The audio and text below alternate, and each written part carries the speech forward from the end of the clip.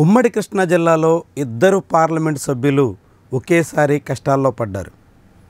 ఇరువురు రెండు పార్టీలు చెందినటువంటి నేతలు. రెండు రకాల కారణాలతో ఇప్పుడు సమస్యలు చుట్టుముడుతున్నాయి. దాంతో విజయవాడ నుంచి ప్రాతినిధ్యం వహిస్తున్న కేశినేని చిన్ని, బందర్ నుంచి ఎంపీగా గెలిచిన వల్లభనేని బాలశౌరి ఇద్దరు ఇప్పుడు సతమతమవుతున్నారు. కేశినేని చిన్ని సమస్యకు కారణం తన సొంత పార్టీకే చెందిన ఎమ్మెల్యే.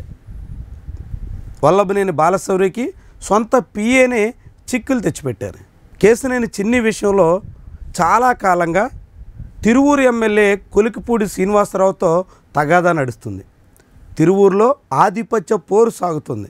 ఎంపీకి ఎమ్మెల్యే మధ్య సాగుతున్నటువంటి ఆధిపత్య పోరు అనేక వివాదాలకు కారణమైంది.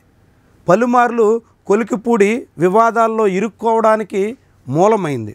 అలాంటి కొలికిపూడి ఇటీవల ఎంపీ వ్యవహారాల్ని వెంటాడుతున్నట్టు కనిపిస్తోంది. ఎంపీ అనుచరులు సాగిస్తున్నటువంటి దందాలను వెలుగెత్తి చాటే ప్రయత్నం చేస్తున్నారు. ఆ క్రమంలో అచ్చం జగన్మోహన్ రెడ్డి చేస్తున్నటువంటి కామెంట్స్నే వాస్తవం అని చెప్పేదానికి తగ్గట్టుగా కొలికిపూడి శ్రీనివాసరావు వ్యవహార శైలి ఉంది. ఇటీవల ఆయన కెలికిపూడిగా కూడా మారారు, అన్నీ కెలుకుతున్నారు అనే వాదన కూడా బలపడుతుంది. ఆ క్రమంలోనే కొద్ది రోజుల క్రితం లిక్కర్ షాపుల పేరుతో నడుస్తున్నటువంటి దందాన్ని వెలుగెత్తి చాటిన కొలికిపూడి శ్రీనివాస్ ఇప్పుడు లిక్కర్తో పాటుగా ఇసుకలో జరుగుతున్నటువంటి అక్రమాలని వెల్లడించే ప్రయత్నం చేశారు. తెలంగాణ ఆంధ్రప్రదేశ్ సరిహద్దుల్లో ఉన్న పెద్దవరం లాంటి గ్రామాల్లో కేశినేని చిన్ని అనుచరులు సాగిస్తున్నటువంటి ఇసుక అక్రమాలు, అక్కడ తవ్వినటువంటి ఇసుకను రాత్రిపూట నేరుగా తెలంగాణకు తరలించి భారీ మొత్తంలో అమ్ముకుని కోట్లాది రూపాయల దందా నడిపించేస్తున్నటువంటి వైను అన్నింటినీ కొలికిపూడి వెల్లడించారు. నేరుగా ఆయనే క్షేత్రస్థాయికి వెళ్ళి రాత్రిపూట చీకట్లో సాగుతున్నటువంటి తవ్వకాలు, ఇతర వ్యవహారాలు అన్నింటినీ చాటి చెప్పే ప్రయత్నం చేశారు.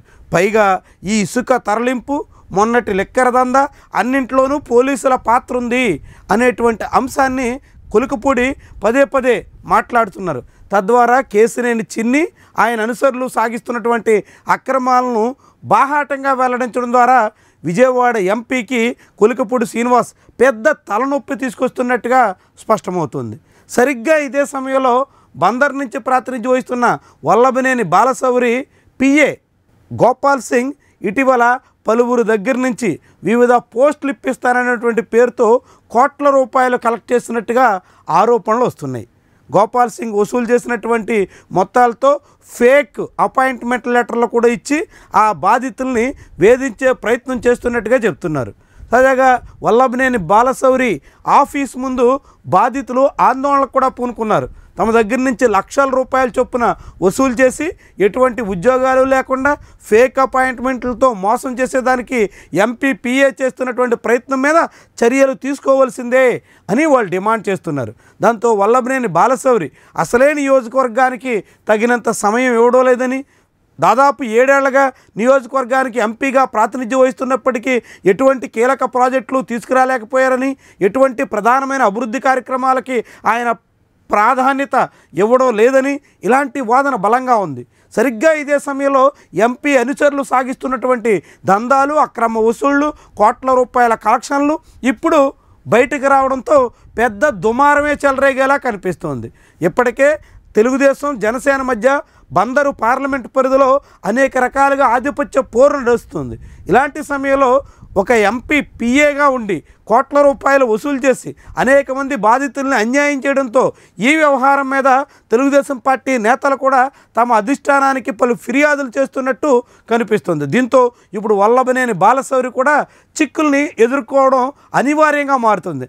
అటు కేశినేని చిన్ని, ఇటు వల్లభనేని బాలశౌరి ఇద్దరు ఎంపీలు ఒకేసారి కష్టాలు కొని తెచ్చుకుంటున్నట్టుగా కనిపిస్తుంది. మరి ఇది ఎక్కడి వరకు దారితీస్తుంది, రాజకీయంగా ఆ ఇద్దరు నేతలకి ఎంత తలనొప్పిని తీసుకొస్తుంది అన్నది కీలకమైనటువంటి అంశం.